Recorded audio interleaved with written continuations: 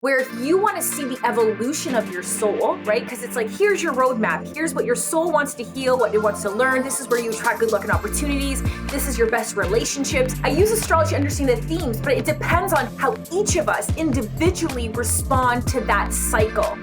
So how can we use astrology as a tool to like really better understand ourselves and navigate life? Like, I know you were just saying, you know, you can understand more about your ego and life purpose and like all sorts of things. And I'm sure there's a lot of listeners that are like, really?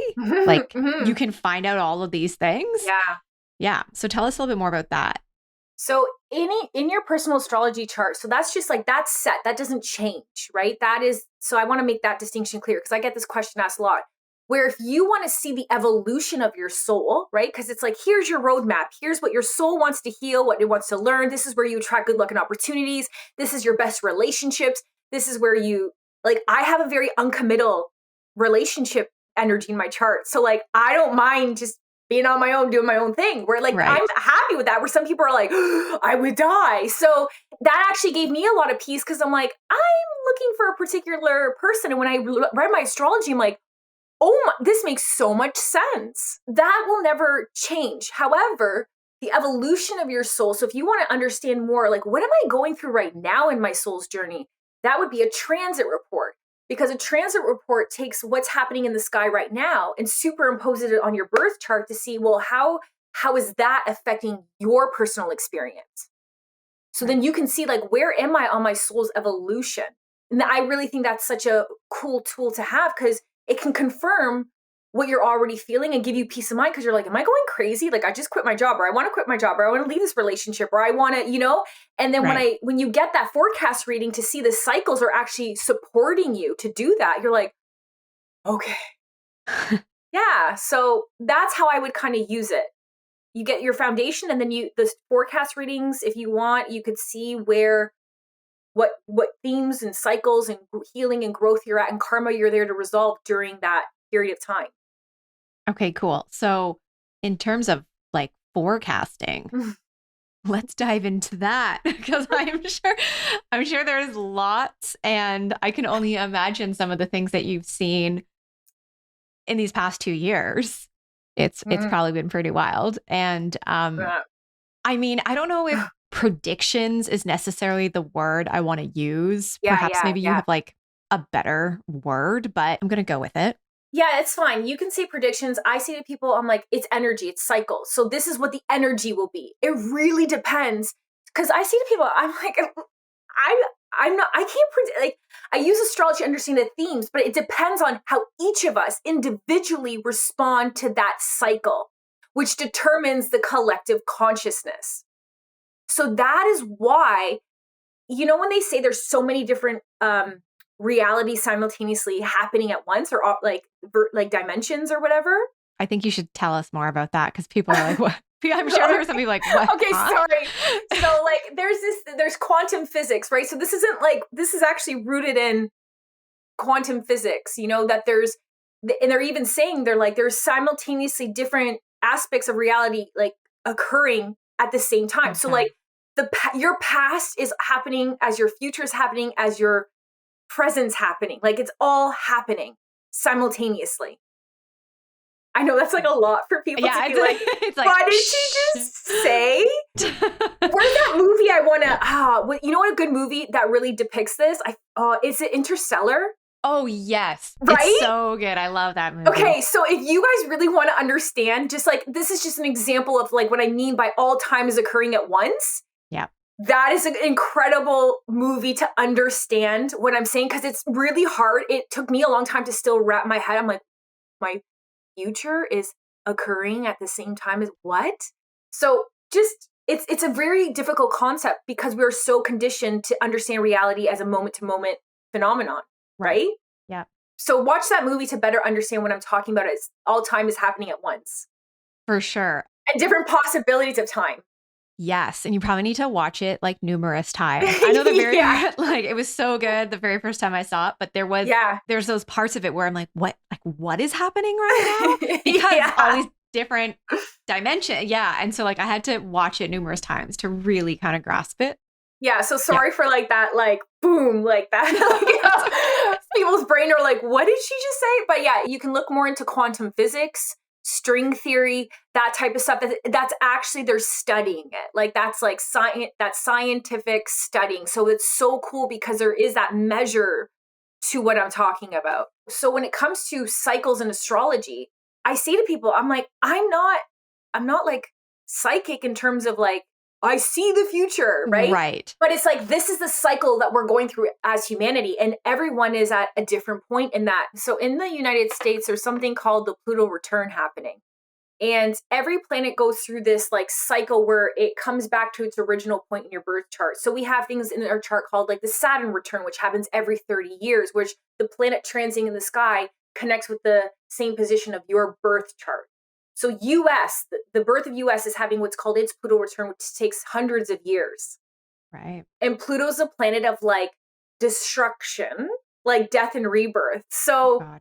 we see that things are changing in the world, right? And I don't know exactly how that's going to play out, but Pluto also illuminates the shadow. It could illuminate corruption. It could illuminate power, abuse of power. So there's a shadow aspect, but that also births destruction so something better can be created. So we it kind of can feel like the world's falling apart, but Totally. it's like maybe the old system is, and Right. we're in the middle of like building a different system. And that's going to take a long time to integrate. So it's Of not just course. going to happen tomorrow. So people have to understand we're like going through this point of revolution in humanity. Another important part of the chart is what's called the north and the south node. So we each have that in our birth chart, but then as a collective, these are points of destiny. As a collective, what we have to grow towards, which is the north node, what we're all encouraged to attributes to develop.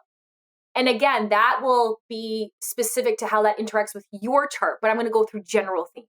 Am I making sense so far? Yep. Yep. Okay. And then there's the self node, which is what us as a collective, the collective self node, what we have to release, karma we have to heal, stuff from our past we have to let go of, the shadow aspects of that self node.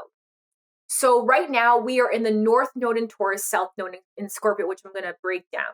And that started January 18th, 2022. So we just shifted the nodes. You understand that there's a massive shift in energy starting January?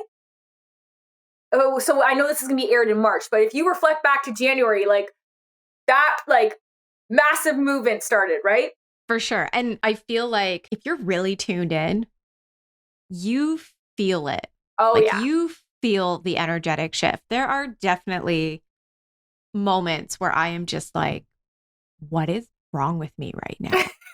Like, why do I feel this like weird sense of fatigue and this like drainingness and this like, it's just this like, I can't explain it. I can't explain it. It is an energy that it sometimes can feel really heavy.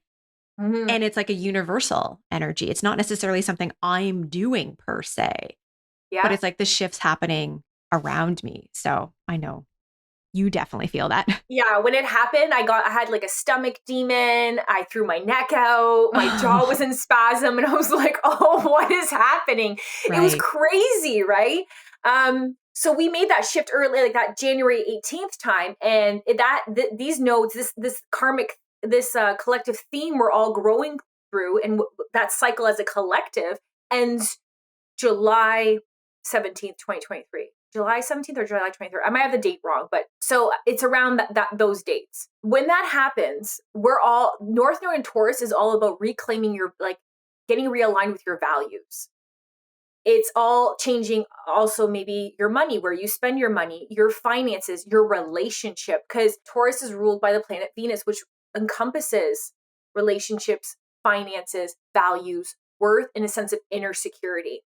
Right. So people, I feel, some people, and everyone's going to experience this different, are going to have to really evaluate, where am I out of alignment with my values? Like, maybe I want to make my money differently. My relationships are completely out of alignment. Maybe I got to jump ship and leave the country, you know?